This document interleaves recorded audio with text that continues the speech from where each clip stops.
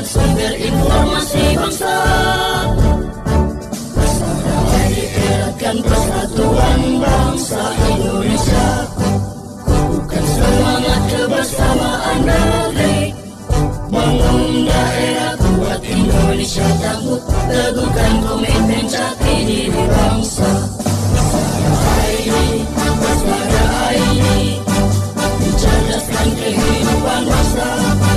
Bersama ID, bangun daerah kuat Indonesia tangguh.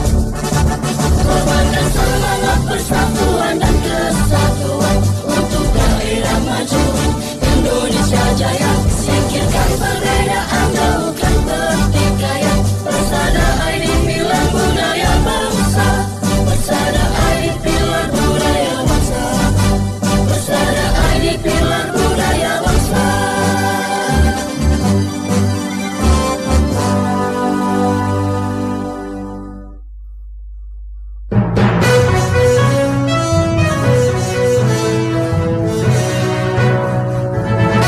Disiarkan serentak oleh jejaring radio publik daerah seluruh Indonesia, Lembaga Penyiaran Publik Lokal LPPL Indonesia, anggota Indonesia Persada ID. Berita Indonesia Live merangkum berita-berita teraktual dari berbagai daerah di tanah air, ekonomi, politik, pemerintahan, sosial, pariwisata, dan budaya. Bisa Anda simak setiap Senin hingga Jumat jam 9 pagi dan jam 2 sore waktu Indonesia Barat, jam 10 pagi dan jam 5 sore waktu Indonesia Tengah, jam 11 siang dan jam 6 sore waktu Indonesia Timur. Persembahan Persatuan Radio TV Publik Daerah seluruh Indonesia, Indonesia Persada ID, untuk menyiarkan baik. Assalamualaikum warahmatullahi wabarakatuh. Selamat siang Indonesia. Pendengar LPPL dimanapun berada, salam takzim dari kami, tim radio host yang bertugas hari ini, Radio Slawi FM, Lembaga Penyiaran Publik Lokal Kabupaten Tegal, Jawa Tengah.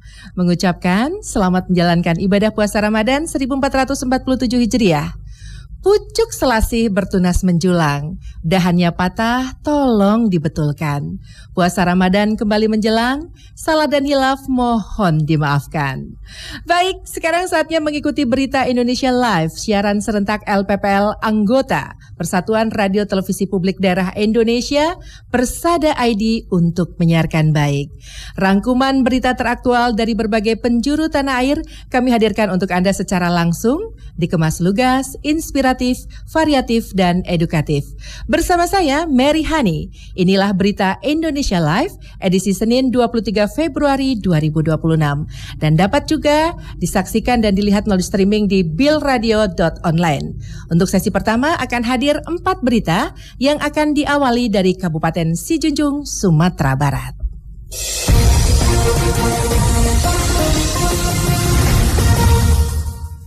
Baik, pendengar LPPL Indonesia, Bupati Sijunjung dampingi Menteri PPPA resmikan gedung UPTD, Perlindungan Perempuan dan Anak, dan Rumah Perlindungan Sementara. Informasi selengkapnya akan disampaikan oleh Yelmi Rustam, reporter Lanstek Mani FM Kabupaten Sijunjung, Sumatera Barat. Silahkan Yelmi. Baik, terima kasih. Selamat siang pendengar.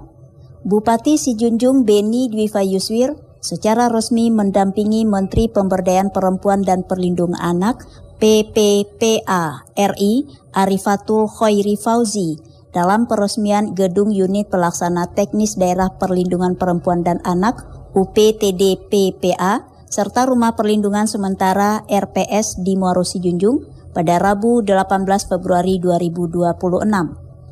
Fasilitas ini dibangun sebagai langkah konkret pemerintah untuk memperkuat perlindungan bagi perempuan dan anak, khususnya di wilayah Kabupaten Sijunjung.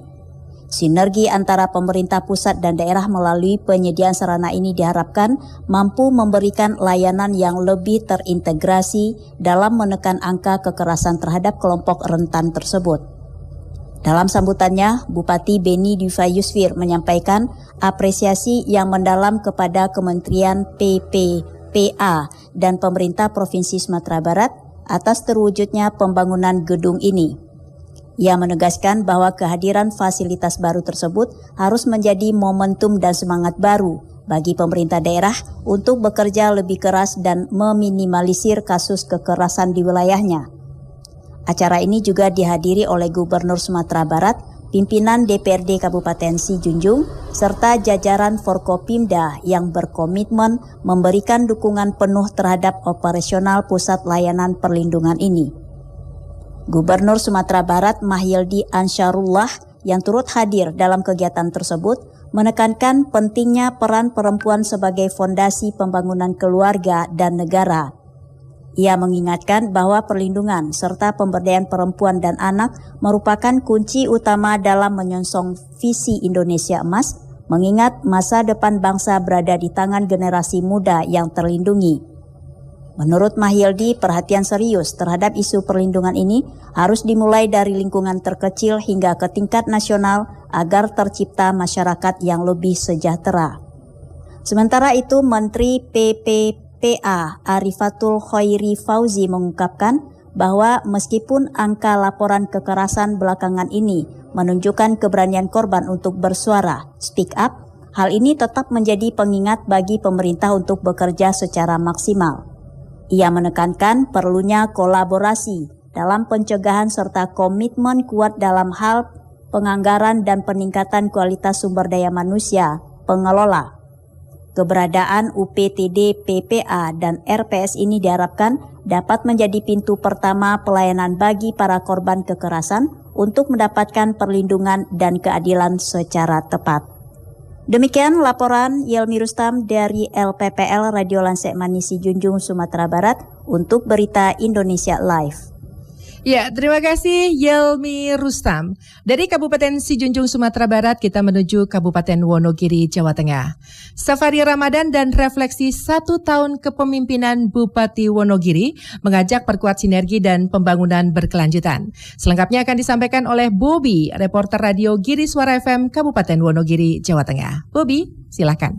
Baik, terima kasih. Pendengar LPPL Indonesia. Bertempat di pendopo Rumah Dinas Bupati Wonogiri, Rabu 18 Februari 2026, pemerintah Kabupaten Wonogiri menggelar sholat tarawih perdana Ramadan 1447 Hijriah. Kegiatan tersebut menandai safari Ramadan sekaligus refleksi 1 tahun kepemimpinan Bupati Wonogiri Setio Soekarno dan Wakil Bupati Wonogiri Imron Rizkyarno. Selain Bupati dan Wakil Bupati Wonogiri, kegiatan tersebut turut dihadiri jajaran Forkopimda, para pimpinan dinas instansi, serta para tokoh agama dan umat muslim di Wonogiri. Dalam rangkaian sholat tarawih berjamaah diisi dengan penyampaian kultum dan doa bersama, serta pemutaran film video refleksi 1 tahun kepemimpinan Bupati dan Wakil Bupati Wonogiri. Bupati Wonogiri Setio Soekarno dalam bagian sambutannya, beliau menyampaikan ucapan marhaban ya Ramadan sebagai ungkapan rasa syukur karena mendapatkan kesempatan kembali dipertemukan dengan bulan suci Ramadan. Bupati mengatakan safari Ramadan menjadi sarana mempererat silaturahmi antara pemerintah daerah dan masyarakat, sekaligus memperkuat sinergitas pembangunan. Refleksi 1 tahun kepemimpinan merupakan wujud pertanggungjawaban moral kepada masyarakat atas amanah yang diberikan. Sejumlah capaian dan program prioritas yang telah berjalan disebut sebagai hasil kerja kolektif seluruh unsur pemerintahan dan dukungan masyarakat. Kepala Kantor Kementerian Agama Kemenang Kabupaten Wonogiri, Haryadi, dalam bagian kultumnya mengajak seluruh jamaah menjadikan Ramadan sebagai momentum meningkatkan keimanan, memperkuat ukhuwah, dan untuk meneguhkan amanah dalam kepemimpinan. Doa bersama dipanjatkan agar Kabupaten Wonogiri senantiasa diberi keberkahan, keamanan, dan kemajuan. Momentum safari Ramadan dan refleksi 1 tahun kepemimpinan bukan hanya kegiatan keagamaan, tetapi juga ruang konsolidasi kebersamaan. Sinergi Forkopimda dan seluruh elemen masyarakat menjadi kunci menjaga situasi tetap aman dan kondusif untuk mewujudkan Kabupaten Wonogiri yang berdaya saing, maju, sejahtera, dan berkelanjutan. Demikian saya Bobi dari LPPL Radio Giri Suara Wonogiri, Jawa Tengah melaporkan untuk Berita Indonesia Live. Baik, matur nuwun Bobby, Radio Giri Suara FM Kabupaten Wonogiri, Jawa Tengah. Halo, Pradia Suara FM Kabupaten Tuban, Jawa Timur. Bazar Ramadan 1447 Hijriah resmi dibuka di Tuban Abirama. 43 pelaku UMKM ambil bagian dan akan disampaikan oleh Anissa, reporter dari Pradia Suara FM Kabupaten Tuban, Jawa Timur. Anissa. Bazar Ramadan 1447 Hijriah resmi digelar di kawasan Tuban Abirama mulai 20 hingga 27 Februari 2026.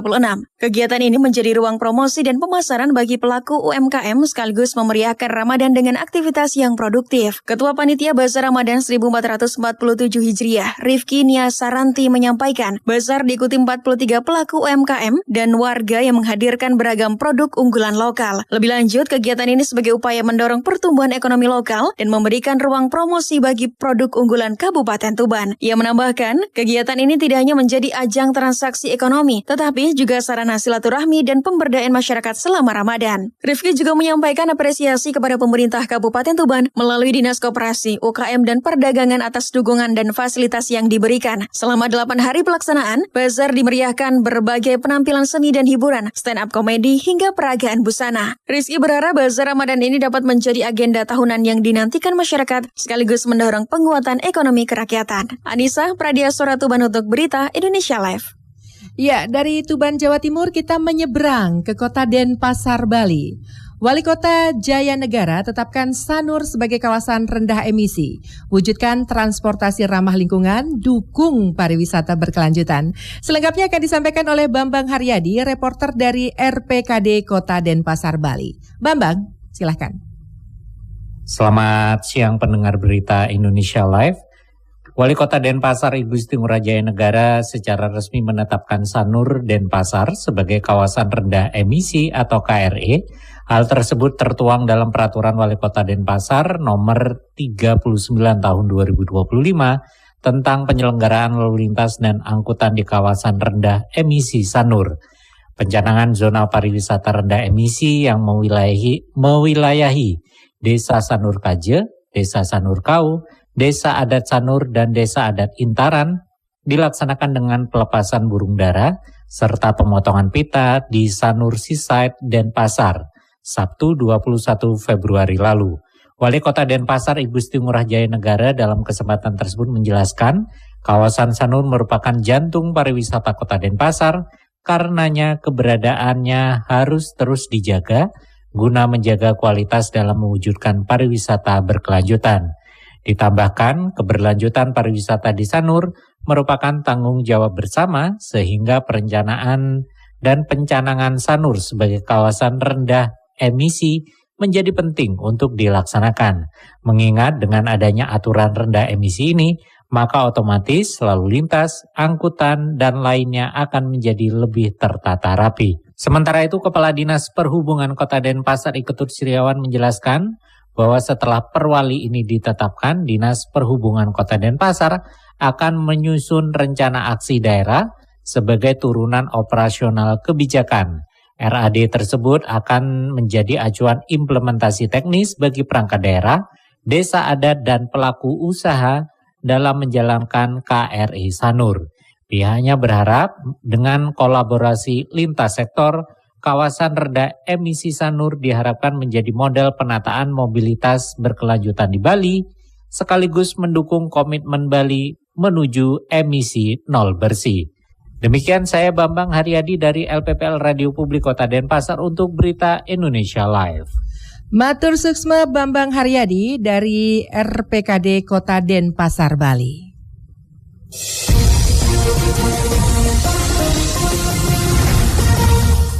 Pendengar LPPL Indonesia, sesaat lagi kami akan kembali. Tetap di sini di Berita Indonesia Live.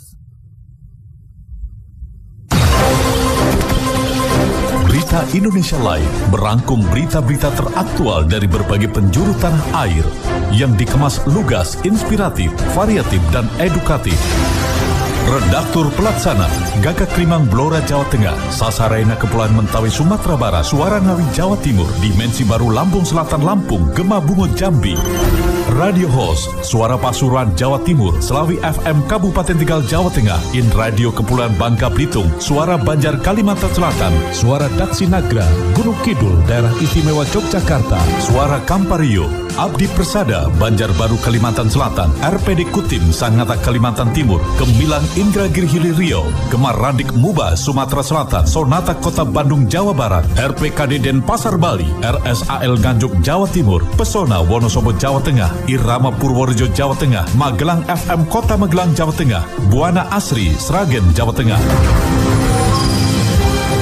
Magetan Indah Jawa Timur, Sebayu Kota Tegal Jawa Tengah, Gemasai Jaan Kota Baru Kalimantan Selatan, Giri Suara Wonogiri Jawa Tengah, Batara Barito Utara Kalimantan Tengah, Lansek Manih Si Junjung Sumatera Barat, Gemilang Kabupaten Magelang Jawa Tengah, Maros Sulawesi Selatan, Tangerang Radio Banten, Sawah Lunto FM Sumatera Barat, Suara Pacitan Jawa Timur, Mahardika Bondowoso Jawa Timur, Basemah Pagar Alam Sumatera Selatan, Suara Kota Mataram Nusa Tenggara Barat, Langkiso Pesel Sumatera Barat, Gema Sudirman Purbalingga Jawa Tengah, Luhak Nantuo Tanah Datar Sumatera Barat, Tuntung Pandang Tala Kalimantan Selatan, Suara Tabalong Kalimantan Selatan, Kanjuruhan Kabupaten Malang Jawa Timur, Radio In Kebumen Jawa Tengah, Ngada Nusa Tenggara Timur, RGR Tulung Agung Jawa Timur, Suara Gresik Jawa Timur, Odan FM Batu Bara Sumatera Utara, RSPD Asahan Sumatera Utara, Deli Serdang Berseri Sumatera Utara, Suara Citra Lamando Kalimantan Tengah, Pradia Suara FM Tuban Jawa Timur, Suara Madiun Kota Madiun Jawa Timur, Suara Sampang FM Jawa Timur, Yakohimo Papua, RTFM Temanggung Jawa Tengah, Soloknan Indah Sumatera Barat, RSKK Kupang Nusa Tenggara Timur, Mako Suara Cita Kota Malang Jawa Timur, Radio Suara Girimnang Lombok Barat Nusa Tenggara Barat, Citra Bahri FM Rembang Jawa Tengah, Kartini FM Jepara Jawa Tengah, Bahana Batanghari Jambi, Ramapati Kota Pasuruan Jawa Timur, RSPD Kabupaten Sabu Raijua Nusa Tenggara Timur. Indonesia Persada ID untuk menyiarkan baik.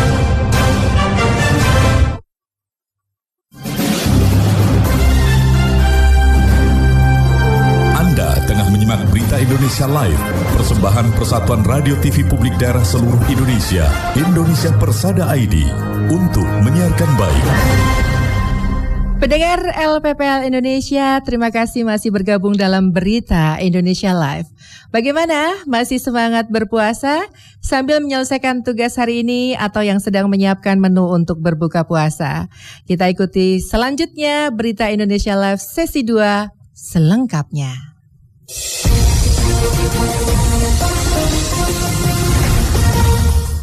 Ya, peran radio publik lokal sebagai solusi efektif pemerintah daerah dalam diseminasi informasi juga dihadirkan Berita Indonesia Live dalam Persada ID Talk.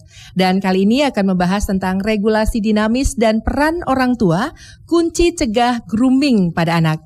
Informasi selengkapnya akan kita dengarkan bersama Rida dari Radio Selawi FM Kabupaten Tegal, Jawa Tengah. Silahkan.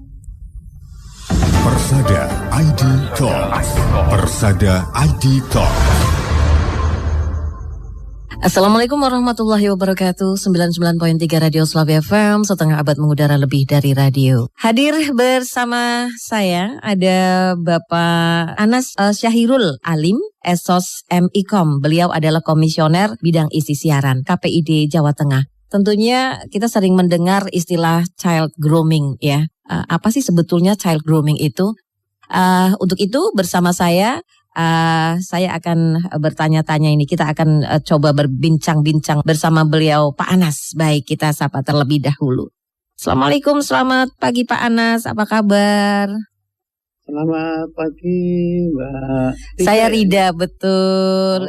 Iya Mbak Rida, selamat pagi dan para pendengar dan penonton di Selawi FM. Iya, baik. Sehat selalu. Sehat.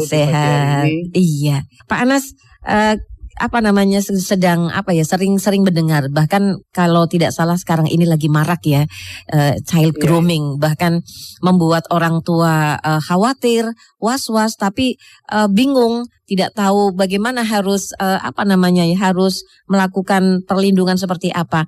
Pak Anas, dalam konteks perlindungan anak, sebetulnya definisi yang paling tepat untuk child grooming itu seperti apa ini Pak Anas?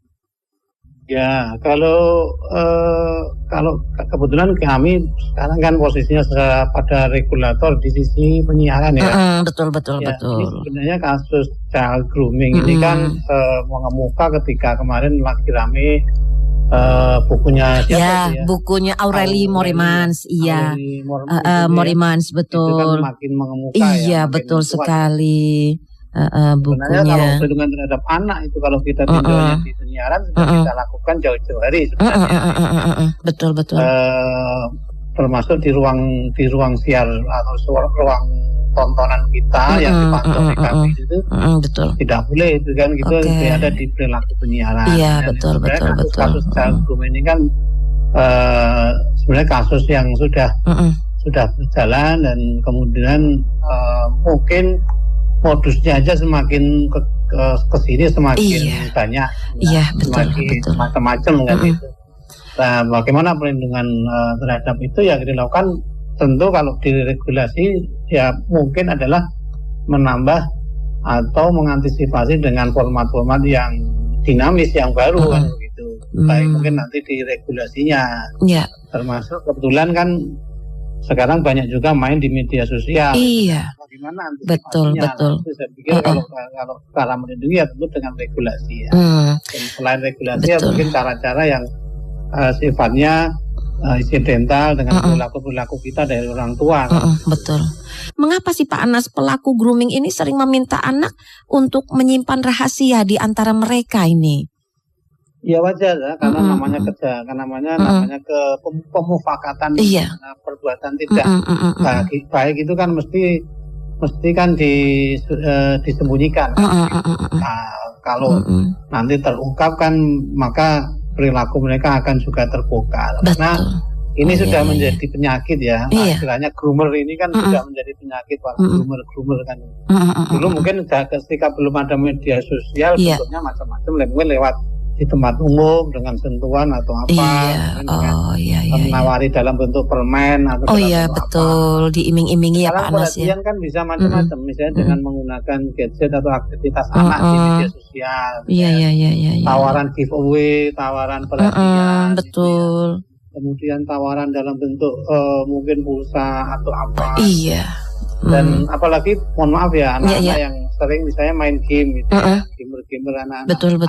Anak-anak SD sekarang kan sudah mulai gamer itu ya. Iya, betul. SD, anak-anak SD, SMP, betul. Itu kan ketika dikasih iming-iming misalnya usaha tambahan untuk gamer atau bonus-bonus untuk gamer kan mereka senang. Mereka senang ya. Para groomer ini kan mainnya sangat halus ya. Iya, betul sekali. Seakan-akan itu bentuk perhatian dia. Padahal nanti ketika sudah dituruti, kemudian dipahami, kemudian barulah mereka si anak itu diminta untuk menuruti permintaannya balik. Iya, kan? betul. Itu maka sering-seringlah misalnya berkomunikasi orang tua itu ya, mengajak apa sih aktivitas di media sosial mereka gitu ya. Baik. Kemudian mengedukasi anak ya tentang bahaya komunikasi dengan orang asing lah.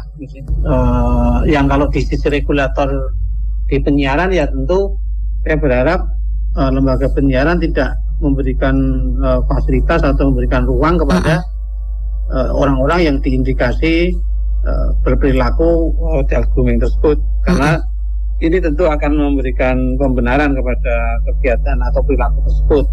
Dan itu di peraturan perilaku penyiaran kan sudah jelas kita wajib melindungi anak. Kemudian bentuk siaran kita juga harus melindungi anak-anak yang betul. Target sasaran di penyiaran kan. Iya. Pak Anas, terima kasih buat waktunya. Sama-sama. Mohon maaf ini mengganggu, jadi mengganggu kesibukannya Pak Anas ya. Baik. Salam buat semuanya juga. Oke, assalamualaikum Pak Anas. Waalaikumsalam. Ya, terima kasih Rida dengan Persada ID Talks. Selanjutnya kita akan menuju ke RKK Ketapang, Kabupaten Ketapang, Kalimantan Barat. Masih dalam Berita Indonesia Live.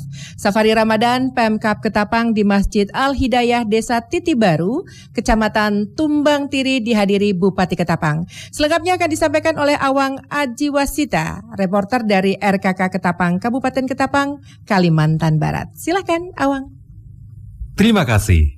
Pendengar LPPL Indonesia, pada kegiatan Safari Ramadan yang pertama dilaksanakan pada hari Minggu 22 Februari 2026 di Masjid Besar Al-Hidayah, Desa Titi Baru, Kecamatan Tumbang Titi, Bupati Ketapang menyampaikan beberapa hal penting kepada masyarakat. Di antaranya, Bupati menegaskan komitmen pemerintah Kabupaten Ketapang untuk membantu panitia dan pengurus Masjid Al-Hidayah dalam menyelesaikan pembebasan tanah halaman masjid yang hingga saat ini belum tuntas.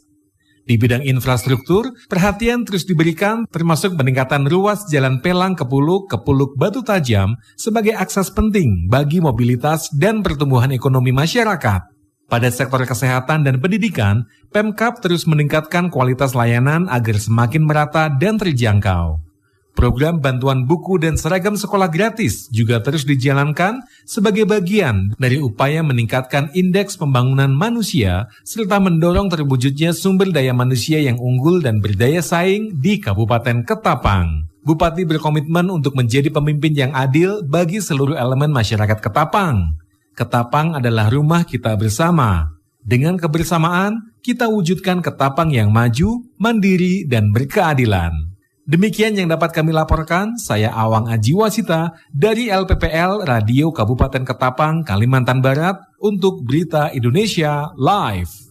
Ya, matur kasih Awang Ajiwasita dan teman-teman dari RKK Ketapang, Kabupaten Ketapang, Kalimantan Barat.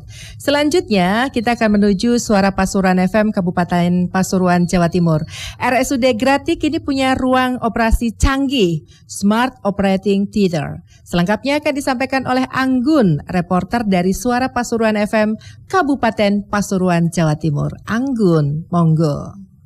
Selamat siang pendengar LPPL Indonesia. Seiring meningkatnya kebutuhan layanan bedah di ruang operasi dan tingginya kasus kegawat daruratan akibat kecelakaan di jalur Pantura, RSUD Grati menghadirkan satu lagi layanan baru berupa Smart Operating Theater alias ruang operasi pintar. Layanan ini sudah mulai dioperasionalkan sejak sepekan lalu. Direktur RSUD Grati, Dr. Gigi Diah Retno Lestari, menjelaskan keberadaan Smart Operating Theater memiliki banyak keunggulan, seperti pengaturan tekanan udara positif dan negatif yang sangat efektif, mempermudah operator ruang operasi dalam melakukan tindakan dengan tampilan data-data rekam medis terbaru pasien yang langsung dapat diakses. Selanjutnya, keunggulan yang ada dalam Smart Operating Theater diharapkan dapat membantu masyarakat agar tak jauh-jauh lagi, apalagi sampai antri untuk menjalani operasi, serta mengefisiensi semuanya. Kelebihannya, kecanggihannya ruang operasi ini, satu ada fitur pengaturan tekanan udara yang disesuaikan dengan tekanan positif dan negatif.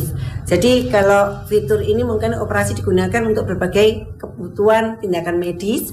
Kalau nanti bisa kita style untuk ruangannya itu dengan tekanan negatif, itu khusus untuk pasien-pasien dengan risiko infeksi airborne. Kedepan, penambahan fasilitas baru ini akan mampu menjawab tantangan kesehatan modern yang semakin kompleks, terutama dalam upayanya meningkatkan layanan kesehatan para pasien, serta memastikan bahwa infrastruktur di dalam RS betul-betul mendukung keselamatan dan efisiensi kerja tenaga medis. Saya Anggun mengabarkan untuk Berita Indonesia Live.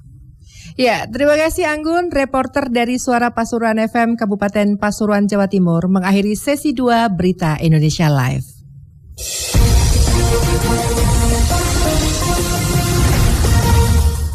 Pendengar LPPL Indonesia, terima kasih masih terus semangat di sini di Berita Indonesia Live, dan segera kita ikuti bersama Berita Indonesia Live selengkapnya.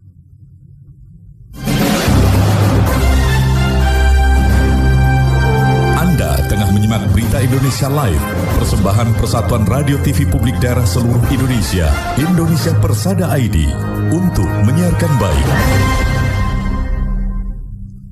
Ya, pendengar, Saatnya kita akan ikuti bersama dalam sesi 3, diawali dengan rubrik khusus dalam Berita Indonesia Live yang mendalam, mendetail, dan fokus pada satu tema spesifik bersama dengan Lapsus, laporan khusus Dapur Redaksi Berita Indonesia Live. Selengkapnya akan disampaikan oleh Aan Kasyanto dari Dapur Redaksi Berita Indonesia Live. Pendengar RPP Indonesia, Kedutaan Besar Republik Indonesia KBRI di Phnom Penh, Kamboja melaporkan peningkatan jumlah kepulangan warga negara Indonesia atau WNI yang bermasalah sebelumnya yang terjerat sindikat penipuan daring atau online atau scam dalam sepekan terakhir. Dalam rilis pers pada minggu kemarin, perwakilan Indonesia menyebutkan sebanyak 462 WNI telah kembali ke tanah air dengan membeli tiket secara mandiri setelah sebelumnya memperoleh berbagai fasilitasi dari KBRI. Kepulangan terbesar terjadi pada 22 Februari 2026 dengan jumlah mencapai 131 warga negara Indonesia. Sekitar sepertiga dari mereka sebelumnya ditampung di fasilitas sementara yang disediakan oleh KBRI bersama otoritas Kamboja. Sebagian dari yang paling pulang cepat adalah WNI yang difasilitasi dengan surat perjalanan laksana paspor atau SPLP karena tidak memiliki dokumen resmi. Hampir seluruhnya juga dibantu oleh KBRI untuk mengajukan keringanan denda keimigrasian kepada otoritas Kamboja. Dengan demikian, sejak 30 Januari hingga 22 Februari 2026, total WNI yang kepulangannya difasilitasi oleh KBRI mencapai 692 orang. KBRI memperkirakan jumlah warga negara Indonesia yang kembali ke Indonesia sebenarnya lebih besar, namun sebagian tidak melaporkan kepulangannya. Laporan khusus redaksi Aan Kasyanto untuk Berita Indonesia Live. Baik, pendengar LPPL Indonesia, Radio Suara Rakyat Hulontalo Gorontalo akan menyampaikan berita Ramadan Berkah Pasar Murah Pemprov Gorontalo ringankan beban warga. Selengkapnya akan disampaikan oleh Thomas Tamu, reporter Radio Suara Rakyat Hulontalo Gorontalo. Thomas Tamu. Pendengar LPPL seluruh Indonesia dimanapun Anda berada, pasar murah yang digelar pemerintah Provinsi Gorontalo di Kelurahan Dembe, Kecamatan Kota Barat belum lama ini menjadi berkah bagi masyarakat dalam memenuhi kebutuhan pokok di bulan suci Ramadan. Kegiatan ini dihadirkan untuk membantu meringankan beban warga melalui penyediaan bahan pangan dengan harga terjangkau. Gubernur Gorontalo Gusnar Ismail mengatakan, pasar murah merupakan bentuk kepedulian pemerintah daerah kepada masyarakat khususnya di bulan suci Ramadan. Pasar murah ini tetap dilaksanakan meski di tengah keterbatasan anggaran. Ia menambahkan, kehadiran pasar murah menjadi bukti nyata pemerintah selalu berada di tengah-tengah masyarakat untuk memastikan kebutuhan pokok tetap tersedia. Pemantauan terhadap ketersediaan pangan dilakukan secara berkelanjutan, baik oleh pemerintah daerah maupun pusat. Olehnya itu, Gubernur Gorontalo Gusnar Ismail juga menghimbau masyarakat agar berbelanja secara tertib, disiplin, dan juga mengikuti mekanisme antrian agar seluruh warga dapat terlayani secara merata. Ia berharap pasar murah ini membawa manfaat dan keberkahan bagi masyarakat selama Ramadan. 7 komoditas dengan harga subsidi yang dapat ditebus masyarakat seharga Rp95.000 dari harga normal Rp247.750 atau mendapat subsidi sebesar Rp152.750 setara dengan 62%. Komoditas yang disediakan meliputi beras 5 kg seharga Rp25.000, minyak goreng Rp10.000 per liter, cabai rawit Rp10.000 per 0,25 kg, bawang merah Rp10.000 per 0,5 kg, gula pasir Rp10.000 per kilogram, telur Rp10.000 per 10 butir, serta ayam pedaging Rp20.000 per ekornya. Demikian, saya Thomas Tamu, reporter LPPL Radio Suara Rakyat Hulontalo, Gorontalo, melaporkan untuk Berita Indonesia Live. Baik, terima kasih Thomas Tamu. Berita Indonesia Live, siaran serentak LPPL anggota Persatuan Radio Televisi Publik Daerah Indonesia Persada ID untuk menyiarkan baik masih terus berlanjut. Selanjutnya akan menuju ke Magetan Indah FM Kabupaten Magetan, Jawa Timur yang akan menyampaikan lead berita Labuhan Sarangan resmi ditetapkan sebagai Warisan Budaya Tak Benda atau WBTB. Dan selengkapnya akan disampaikan oleh Elin, reporter Magetan Indah FM Kabupaten Magetan, Jawa Timur. Silahkan Elin. Baik, terima kasih para pendengar radio di seluruh Indonesia. Event Labuan Sarangan yang rutin dilaksanakan setiap tahun ditetapkan sebagai warisan budaya tak benda Indonesia dari Kementerian Kebudayaan Republik Indonesia. Sertifikat penghargaan tersebut diserahkan langsung oleh Gubernur Jawa Timur Khofifah Indar Parawansa kepada Bupati Magetan Nanik Sumantri dalam rangkaian acara apresiasi pelaku budaya di Taman Krida Budaya Kota Malang pada hari Minggu tanggal 22 Februari 2026.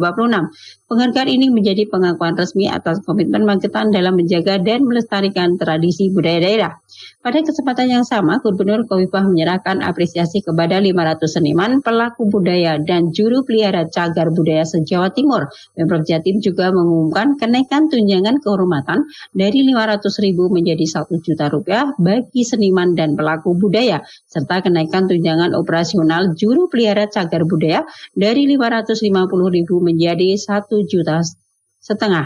Dan Gubernur Khofifah menegaskan pemajuan kebudayaan harus terus diperkuat melalui inventarisasi, digitalisasi, dan penguatan manuskrip kebudayaan di masing-masing daerah.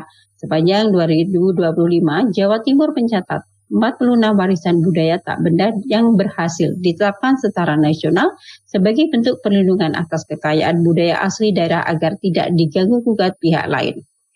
Demikian informasi dari Magetan. Elin, Radio Magetan Indah, Magetan, Jawa Timur untuk Berita Indonesia Live. Elin, terima kasih banyak Magetan Indah FM, Kabupaten Magetan, Jawa Timur. Salam untuk teman-teman di sana. Selanjutnya kita akan menyapa teman-teman dari Abdi Persada FM Banjarbaru, Kalimantan Selatan. Pemerintah Provinsi Kalimantan Selatan gelar pasar murah di 13 kabupaten kota selama Ramadan. Informasi selengkapnya akan disampaikan oleh Riri Firman, reporter radio Abdi Persada FM Banjarbaru, Kalimantan Selatan. Riri Firman, silakan. Baik pendengar LPPL seluruh Indonesia, dari Kalimantan Selatan kami laporkan pemerintah Provinsi Kalimantan Selatan akan menggelar pasar murah Ramadan di 13 kabupaten kota. Kepala Dinas Perdagangan Provinsi Kalimantan Selatan, Ahmad Bagiawan, mengatakan pasar murah dilaksanakan selama periode Februari hingga Maret 2026. Kegiatan ini dilaksanakan sebagai upaya pemerintah menjaga stabilitas harga dan daya beli masyarakat di bulan suci.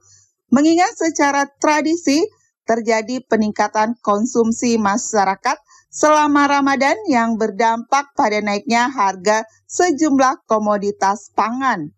Oleh karena itu, kehadiran pasar murah diharapkan mampu membantu masyarakat memperoleh harga pokok dengan harga terjangkau. Demikian yang dapat saya laporkan. Saya Riri Firman dari LPPL Abdi Persada FM Banjarbaru, Kalimantan Selatan, melaporkan untuk Berita Indonesia Live. Terima kasih Riri Firman. Selanjutnya masih berita tentang kegiatan Ramadan.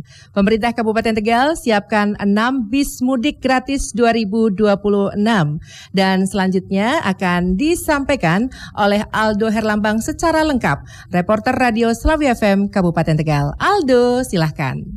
Baik, terima kasih Mary Hani. Pendengar LPPL Indonesia, pemerintah Kabupaten Tegal kembali menggelar mudik gratis pada momen Lebaran atau Hari Raya Idul Fitri 1447 Hijriah 2026 Masehi. Program mudik gratis tersebut diperuntukkan bagi warga Kabupaten Tegal yang merantau di ibu kota Jakarta dan hendak pulang ke kampung halaman. Menurut Kepala Bidang Angkutan dan Teknik Sarana Dinas Perhubungan Kabupaten Tegal, Edi Widianto, mengatakan pada mudik gratis tahun ini Pemkab Tegal menyiapkan 6 armada bus. Rinciannya dari Pemkab Tegal sebanyak 3 armada, Jasara Harja 1 armada, dan 2 armada bus sisanya dari Badan Amil Zakat Nasional Basnas Kabupaten Tegal, sehingga total ada 6 armada bus.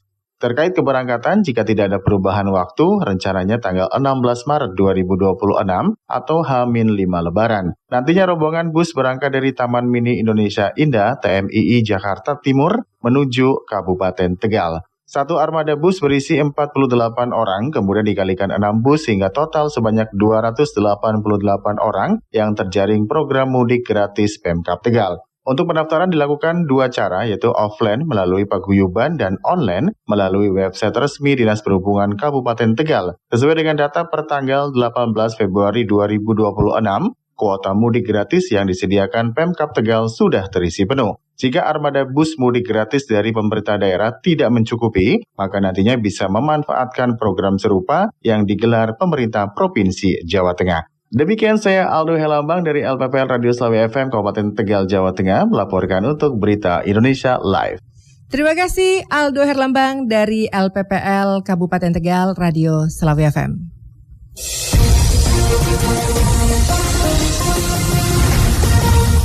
Pendengar LPPL Indonesia, demikian rangkaian berita dari para reporter handal yang bersemangat yang sudah disampaikan dalam Berita Indonesia Live. Siaran serentak LPPL anggota Persatuan Radio Televisi Publik Daerah Indonesia Persada ID untuk menyiarkan baik.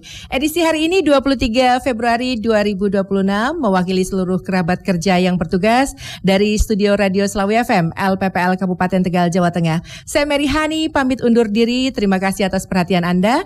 Tetap semangat menjalankan ibadah puasa Ramadan, makan kolak enak rasanya, apalagi dimakan saat senja. Semoga puasa kita diterima dan sehat selalu untuk semua. Sampai jumpa esok hari dan Assalamualaikum warahmatullahi wabarakatuh.